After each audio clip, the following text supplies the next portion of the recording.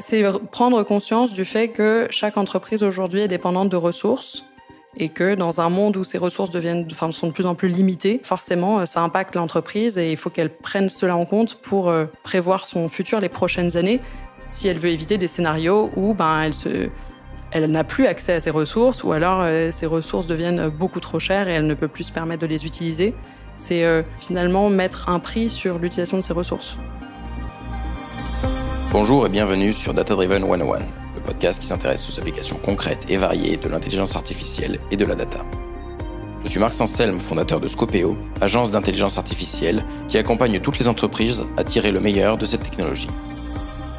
Sur Data Driven 101, notre podcast, je reçois chaque semaine des professionnels d'horizons variés qui viennent nous partager leur vision, leurs convictions et leurs expériences. Aujourd'hui, je reçois Léa Kahn, cofondatrice de Kiosk et ancienne product manager chez Amazon. Kiosk est un logiciel qui permet aux entreprises de se mettre en conformité avec la CSRD, la nouvelle loi qui encadre les rapports RSE. Bonjour Léa. Bonjour Marc. Alors peut-être on peut commencer par Amazon. Qu'est-ce que tu as appris en 5 ans chez Amazon ? Alors moi, j'ai rejoint très tôt le département advertising d'Amazon et je travaillais sur un logiciel qui permet aux entreprises de créer des campagnes publicitaires. Donc c'est un outil de reporting B2B, très différent des outils qu'on a l'habitude de voir chez Amazon comme le site e-commerce ou AWS. Et ça a été une expérience hyper formatrice pour moi.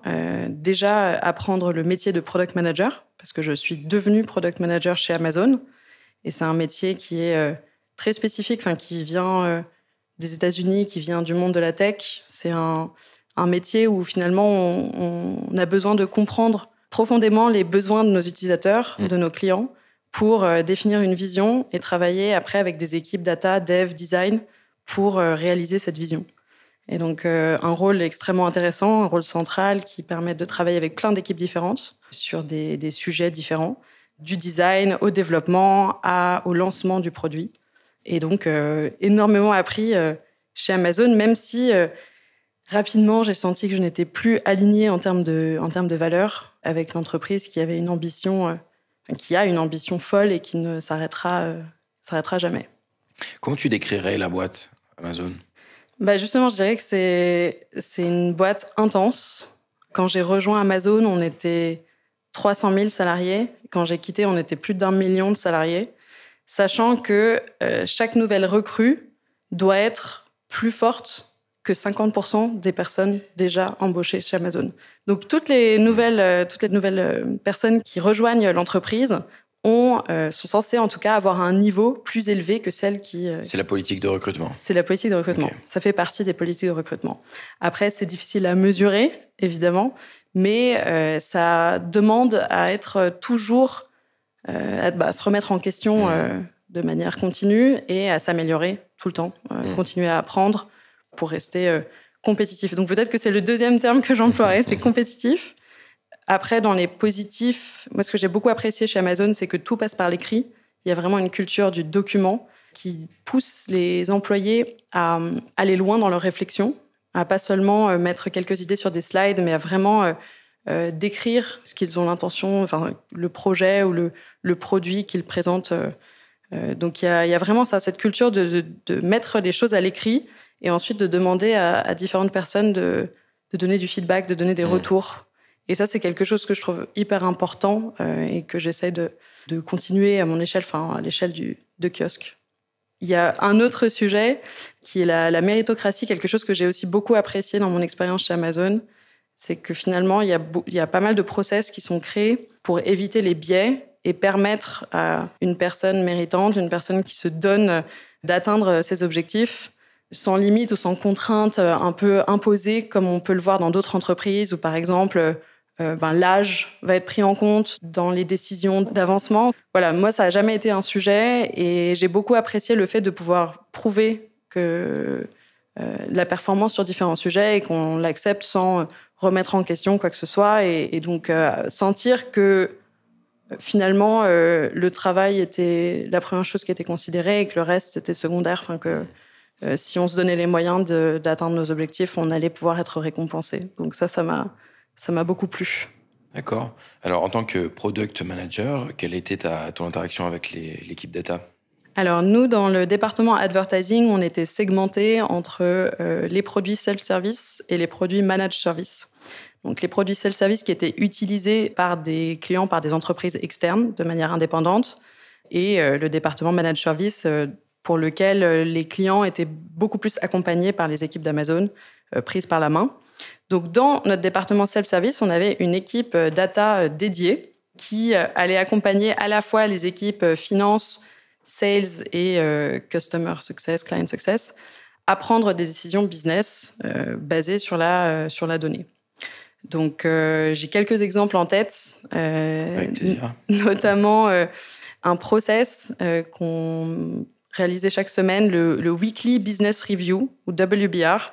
C'était un moment dans la semaine où les équipes finances présentaient la performance financière du département, très segmentée. C'est-à-dire qu'on allait à l'échelle du client pour chaque semaine voir les variations, l'évolution de performance principalement financière. Et c'était un moment pour les équipes finances pour poser des questions et comprendre pourquoi est-ce qu'on observait une évolution entre un point de données et un autre, qu'est-ce qui pouvait expliquer cela. Donc il y avait beaucoup de ce travail d'attribution. Comment est-ce qu'on peut expliquer une variation dans la performance ?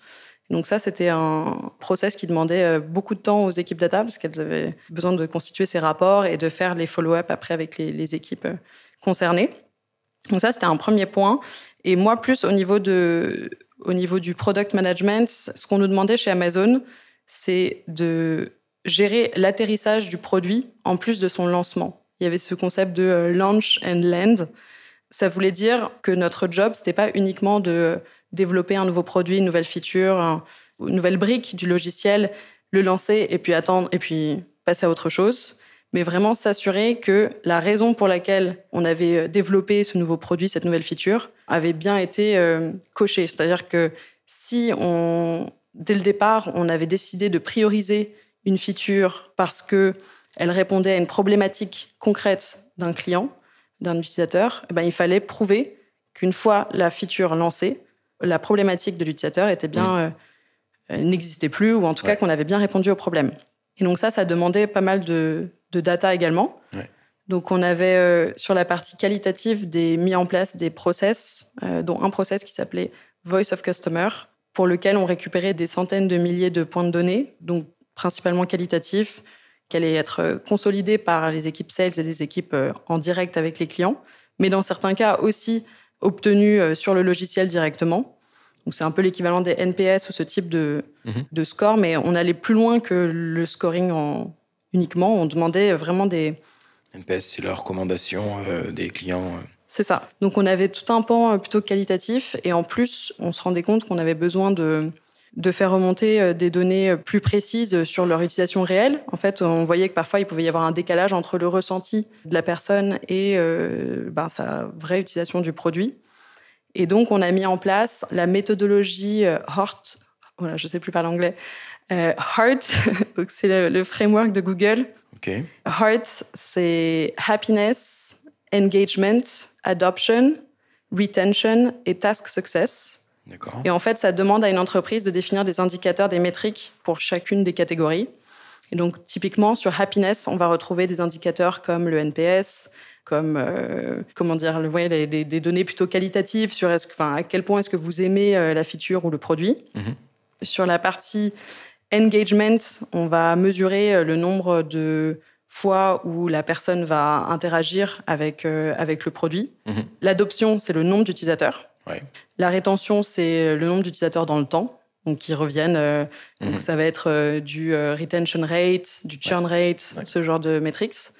Et ensuite, task success, ça va être l'efficacité qu'on a générée ou le temps qu'on a fait gagner à nos utilisateurs grâce à cette feature.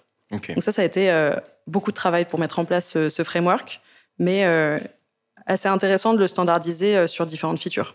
C'est hyper intéressant ce genre de framework parce qu'effectivement, le problème que tu évoquais à la base, qui est que les gens, il y a ce qu'ils disent et ce qu'ils font. En pratique, une fois en place, tu as HEART, donc 5 notes. Est-ce que vous regardez vraiment les 5 ? Est-ce que les 5 sont utiles pour prendre des décisions ? Est-ce que finalement, on se focalise sur certaines ? En pratique, ça donne quoi ? En fait, c'est intéressant parce qu'il y a 5 catégories, mais il y a beaucoup plus d'indicateurs, parce qu'il y a plusieurs indicateurs par catégorie. Ouais. Et donc, on avait souvent choisir des indicateurs différents selon la feature, le produit qui sortait. Et donc, ça faisait partie du travail du product manager en amont du lancement et même du développement, quand on était encore dans la phase d'idéation, de design, de définir quels allaient être les indicateurs clés pour son lancement. Donc potentiellement, pas toutes les lettres de Heart. Alors, toutes les lettres de Heart, mais pas les mêmes indicateurs sur chaque lettre de Heart. C'est-à-dire que pour la partie, la dernière lettre, pour Task Success, selon le lancement, on va avoir certaines features ou certaines améliorations du produit qui vont permettre à un utilisateur de gagner du temps et d'autres qui vont plutôt lui permettre de gagner des clics, d'avoir moins de clics à réaliser et donc de gagner en efficacité. D'accord. Alors maintenant, est-ce qu'on peut parler de Kiosk ? Est-ce que tu peux nous dire un petit peu de quoi il s'agit ?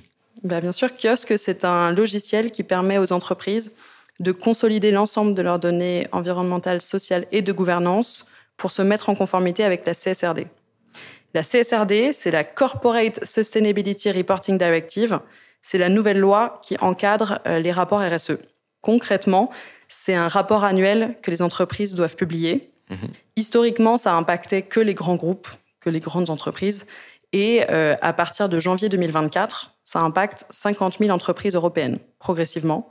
Mais on parle d'entreprises de taille moyenne, de taille intermédiaire. On parle également de PME. C'est un périmètre qui est beaucoup plus large.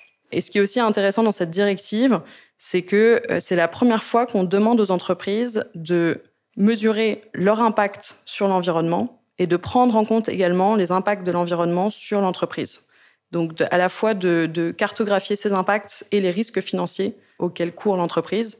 Parce que concrètement, aujourd'hui, une entreprise qui ne fait pas cet exercice, elle n'a aucune garantie de résilience pour le futur, et même le présent. Elle a des gros risques face à elle. Et donc, c'est la première fois qu'on demande vraiment aux dirigeants et aux dirigeantes de se poser la question: dans quelle mesure est-ce que mon business est résilient dans un contexte de dérèglement climatique et comment est-ce que je peux m'y préparer au mieux? Donc, quelles sont les solutions, c'est pas des solutions, mais quelles sont les voies d'adaptation et d'atténuation que je peux mettre en place au sein de mon entreprise pour garantir d'être toujours vivante dans quelques années. Oui, c'est à la fois comment je fais pour ne pas avoir cet impact de dérèglement sur le climat et à la fois comment est-ce que je suis capable de m'adapter et pas venir pleurer dans 10 ans parce que j'ai construit un business qui n'était pas robuste au changement climatique finalement. C'est prendre conscience du fait que chaque entreprise aujourd'hui est dépendante de ressources et que dans un monde où ces ressources sont de plus en plus limitées, forcément, ça impacte l'entreprise et il faut qu'elle prenne cela en compte pour prévoir son futur les prochaines années si elle veut éviter des scénarios où elle n'a plus accès à ses ressources ou alors ces ressources deviennent beaucoup trop chères et elle ne peut plus se permettre de les utiliser. C'est finalement mettre un prix sur l'utilisation de ces ressources. D'accord. Alors, quel était le constat pour créer Kiosk? Quel était le constat sur le besoin? Concrètement, donc, cette nouvelle directive, la CSRD, elle demande aux entreprises de réaliser ce que je décrivais, c'est l'analyse de double matérialité, cartographier les impacts de l'entreprise sur son environnement et les impacts de l'environnement sur l'entreprise. Et quand je dis environnement, c'est plutôt au sens large, donc c'est la société, pas que le climat ou que les sujets environnementaux. Et en plus de cette analyse, les entreprises doivent mesurer jusqu'à 147 indicateurs quantitatifs et répondre à une 60aine d'exigences. Nous, quand on a quitté nos jobs respectifs avec mes cofondateurs, on a commencé par faire du conseil en RSE. Donc, on a proposé une offre large et très vite, on s'est rendu compte que nos clients avaient des problématiques sur le reporting parce qu'on leur demandait des points de données, que ce soit des investisseurs, des clients, des salariés. Ils avaient constamment besoin de fournir des données environnementales, sociales ou de gouvernance, mais ils ne les avaient pas. Elles n'étaient pas consolidées dans un outil. Elles n'étaient pas forcément disponibles au moment où l'entreprise devait fournir un rapport. Nous, ce qui était intéressant, c'est que notre expertise, elle est dans le développement du logiciel reporting, logiciel B2B. Et donc, on a creusé cette problématique. On a proposé un premier outil qu'on allait vendre à nos clients actuels. Et au même moment, la même année, la CSRD est entrée en vigueur. Donc, la loi est passée, elle a été transposée au droit français. Maintenant, elle s'applique, alors progressivement, mais elle s'applique à de plus en plus d'entreprises chaque année. Et donc aujourd'hui, nous, notre plus grosse valeur ajoutée, elle va être sur l'extraction et la transformation des données parce qu'il y a des milliers de points de données différents qu'il faut faire rentrer dans le modèle de la CSRD, qui est un modèle à, comme je le disais, 147 indicateurs. Donc, il y a plusieurs étapes de transformation qu'on réalise de notre côté. Et voilà. Et au-delà de la collecte de données, il y a différents sujets qui sont très importants dans la CSRD. C'est la première fois que ce type de rapport est audité. Donc, on va avoir des commissaires aux comptes, des experts comptables, des avocats qui doivent en fait auditer les rapports avant que les entreprises puissent les publier. Et donc, nous, on les accompagne également sur ce volet-là. Aujourd'hui, on est le seul acteur dédié à la mise en conformité CSRD pour les ETI. Parce qu'aujourd'hui, les grands groupes sont équipés et travaillent sur ce type de rapport depuis longtemps. Nous, aujourd'hui, on voit vraiment un besoin d'accompagner les PME et les ETI qui n'ont pas non plus de budget pour se faire accompagner par des consultants de type Big Four pour des centaines de milliers d'euros chaque année. Votre valeur ajoutée, elle est vraiment dans la structuration, la transformation des données, etc. Jusqu'à la publication du rapport. Jusqu'à la publication et en partant peut-être de la collecte. Est-ce que vous allez aussi récupérer des sources de données un peu universelles qui vous permettent de faire le lien Est-ce que vous êtes une source, finalement? Est-ce que vous avez accumulé des données qui peuvent être utiles pour vos clients? Alors, nous, aujourd'hui, on ne va pas être sur la captation ou sur... on ne va pas faire remonter des données en temps réel, par exemple. Il y a pas mal d'acteurs qui existent à ce niveau-là. Nous, on va vraiment avoir la position d'agrégateur de données. Donc, on va avoir plusieurs méthodes pour collecter ces données. On va s'interfacer à ces outils via API pour récupérer un certain nombre de données. On va permettre à nos utilisateurs d'envoyer des sondages à leurs collaborateurs, à leurs fournisseurs pour faire remonter des données. Et ça, on voit aujourd'hui que c'est nécessaire parce que dans encore plein de cas, les entreprises n'ont pas d'outils ou n'ont pas de production de data en temps réel. Donc, elles vont avoir besoin d'aller consulter différents contributeurs. On va permettre également la saisie manuelle et l'import de fichiers. Donc, c'est comme ça que nous, on vient récupérer des milliers de points de données qu'on va ensuite mapper pour les traiter, pour calculer nos indicateurs. Et j'imagine qu'il y a une certaine valeur à connaître les différentes sources et les agréger. Enfin, ceux qui viennent vous voir ne savent pas forcément où aller chercher les données. Donc, l'accompagnement commence dès la collecte, finalement. Tout à fait. Mais même cette partie de collecte, finalement, elle est intégrée au produit. On permet à nos utilisateurs de confirmer qu'on a bien mappé leurs différentes dimensions et qu'on a bien, finalement, interprété les données brutes qu'ils nous fournissent. Alors, si on parle de la donnée elle-même, quel genre de data vous traitez dans le cadre des calculs RSE? Alors, nous, on va avoir besoin d'aller chercher des données environnementales, sociales ou de gouvernance. Et concrètement, ça va être... il va y avoir plein d'indicateurs différents, mais dans les sous-catégories, on va avoir pas mal d'indicateurs liés au climat, à la pollution, à l'utilisation des ressources marines, à tout ce qui est lié à l'économie circulaire. On va avoir un grand nombre d'indicateurs en lien avec les travailleurs de l'entreprise, les travailleurs dans sa chaîne de valeur, les communautés impactées. Et donc, pour redescendre encore un niveau, pour vous donner juste quelques exemples d'indicateurs, ça va être la consommation d'énergie, la quantité d'émissions de gaz à effet de serre de l'entreprise, sa consommation d'eau, sa quantité de déchets, le nombre de femmes managers et le nombre de personnes en situation de handicap, par exemple. D'accord. Quel est le niveau de fiabilité de toutes les données que vous pouvez récupérer aujourd'hui? Alors aujourd'hui, c'est justement un des pain points qu'on résout. On permet à nos utilisateurs de fournir des preuves justificatives sur différents points de données pertinents. On permet également aux administrateurs, donc aux utilisateurs admin, de définir des règles de qualité, des règles de vérification sur la donnée. Donc un exemple concret, ça va être un utilisateur qui veut garantir que les données d'entrée sont dans le bon format, dans le format attendu. Donc ça, c'est quelque chose qui va être prédéfini, en fait. Et finalement, on va fournir l'historique de toutes les modifications qui ont été apportées sur l'outil. Et ça, c'est extrêmement important pour les auditeurs. Parce que c'est eux qui doivent garantir la fiabilité, la qualité des données. Et donc, en leur permettant d'avoir accès aux logs et en leur permettant de remonter la piste d'audit, eux peuvent vraiment confirmer si la donnée est de qualité ou non. Est-ce que tu aurais des exemples de décisions business prises grâce aux données? Alors, sur le logiciel plein, parce que notre business, c'est de mettre de la donnée à disposition de nos clients pour qu'eux prennent les bonnes décisions, pour qu'eux structurent leur stratégie RSE en se basant sur de la donnée. Donc, des exemples de clients, on va avoir des entreprises qui vont prioriser certaines actions après avoir mesuré leur index de parité homme-femme, par exemple. Donc, se rendre compte qu'ils ont un sujet à régler, qu'ils ne sont pas excellents et que c'est quelque chose qu'ils doivent prioriser pour s'améliorer et surtout pour prouver l'année suivante qu'ils vont dans la bonne direction, finalement. Pour revenir sur la raison pour laquelle on a créé cette entreprise Kiosque, c'est pour avoir un alignement entre les objectifs qui sont fixés par l'entreprise et ce qui est fait au quotidien pour atteindre ces objectifs, finalement.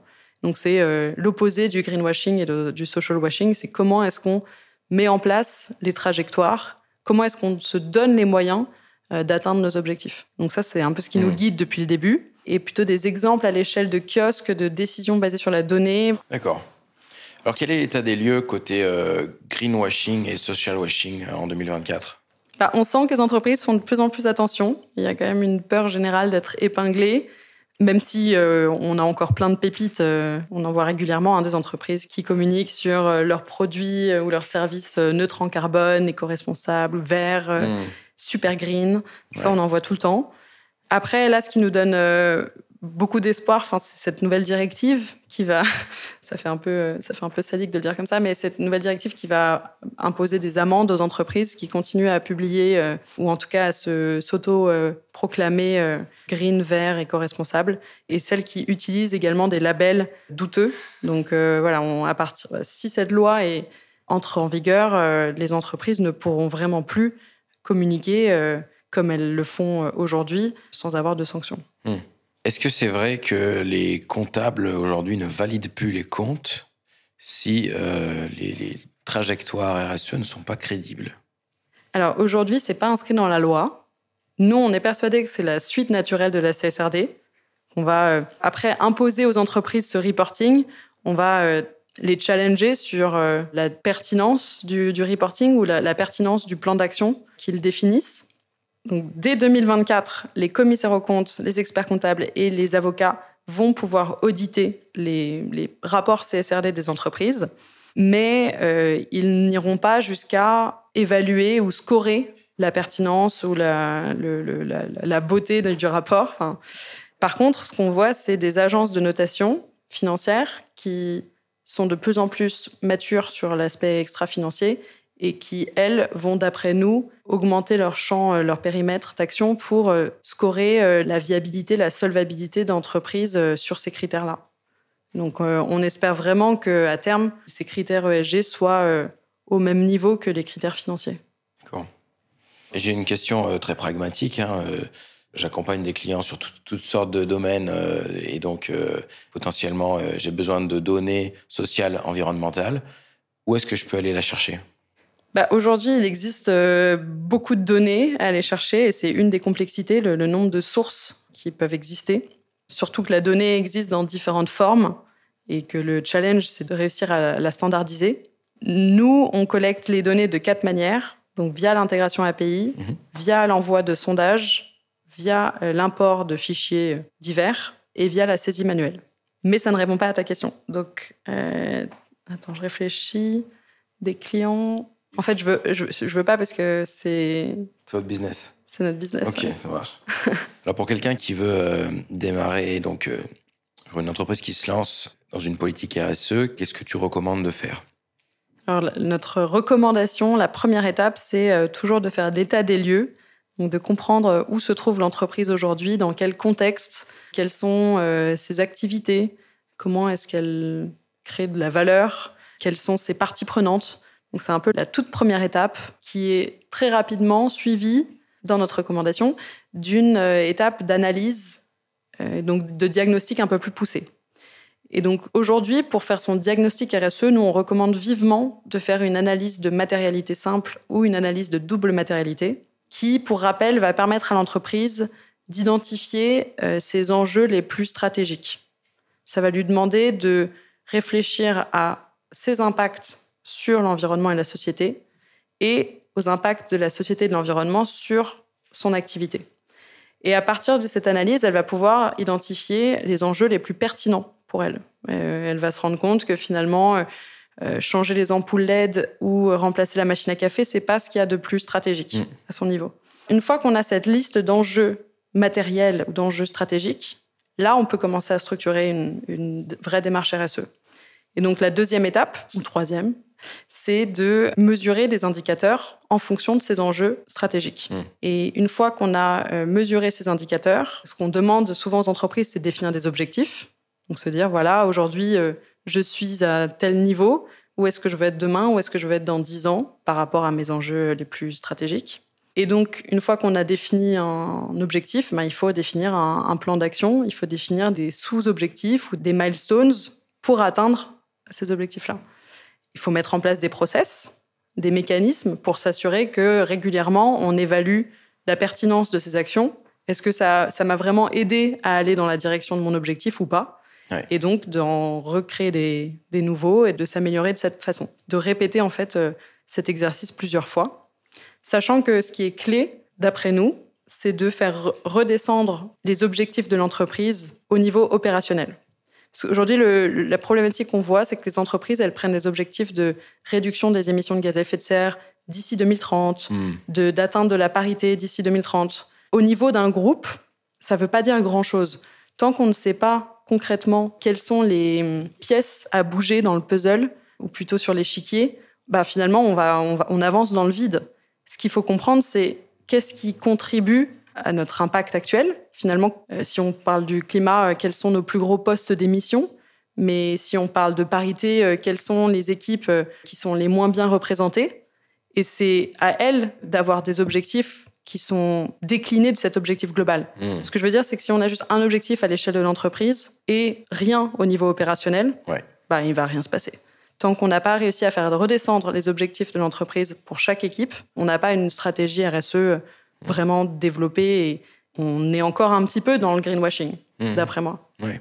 En tout cas, on ne s'est pas donné les moyens d'atteindre cet objectif. Mais par rapport à cette stratégie qui est très logique, de dire je découpe en fait tous mes enjeux et je regarde lequel est le plus gros pour moi, c'est difficile de mettre deux des indicateurs que tu as cités là, de les comparer, alors que l'impact carbone, c'est l'impact carbone et il y en a un qui est plus gros que l'autre, quoi.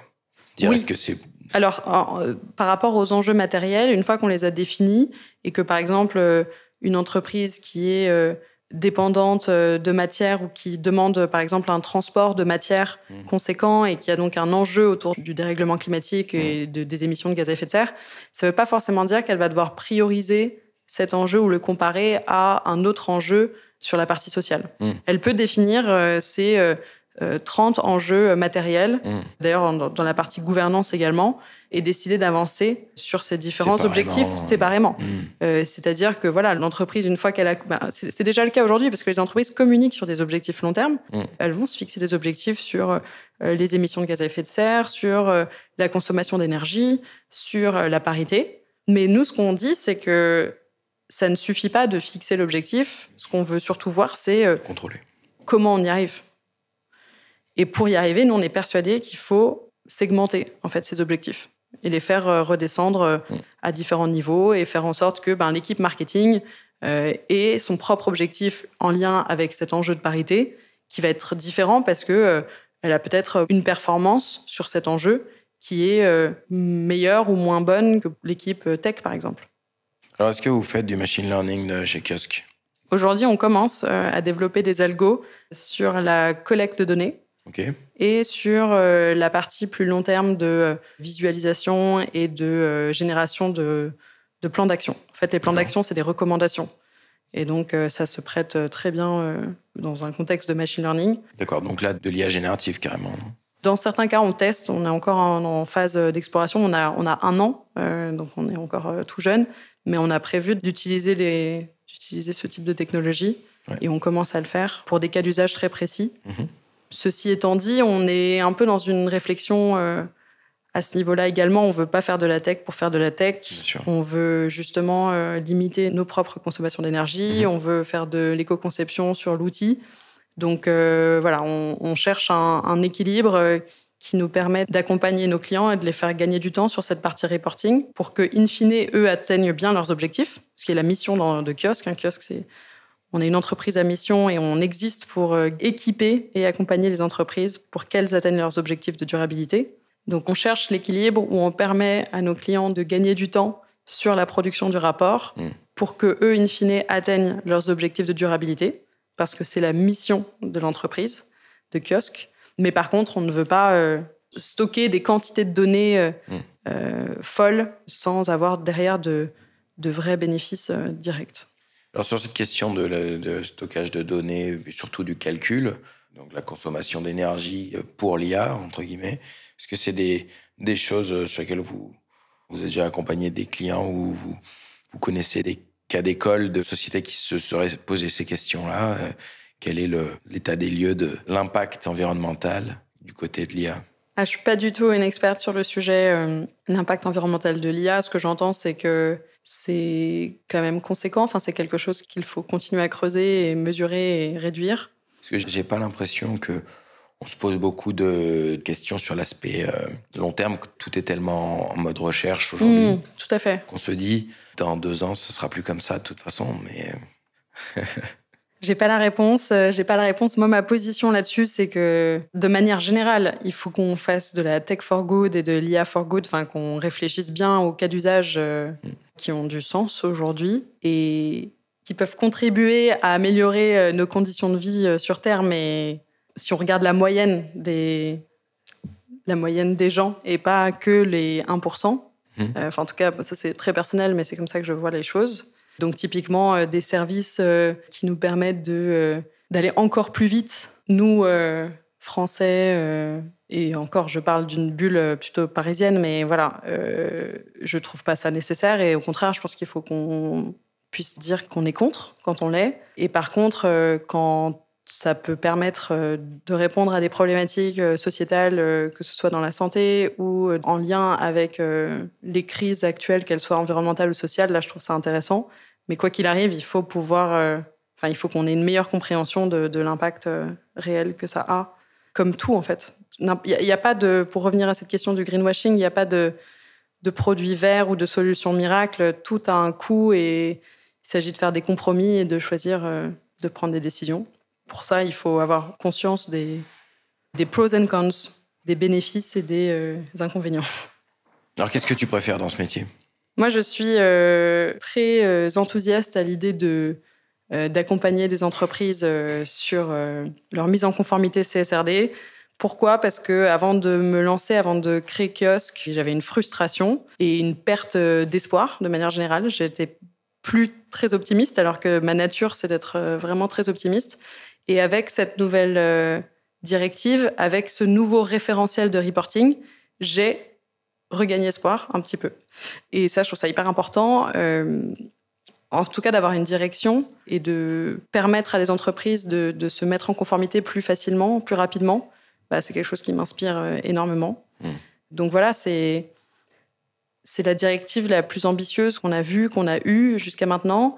C'est la première fois qu'on demande aux équipes RSE de travailler avec des équipes finance. Et c'est la première fois qu'on demande à des équipes finance d'intégrer des critères ESG dans toutes leurs analyses de risque. Donc, pour nous, c'est vraiment un game changer. Donc, on est hyper excités à l'idée d'accompagner de plus en plus d'entreprises dans leur mise en conformité.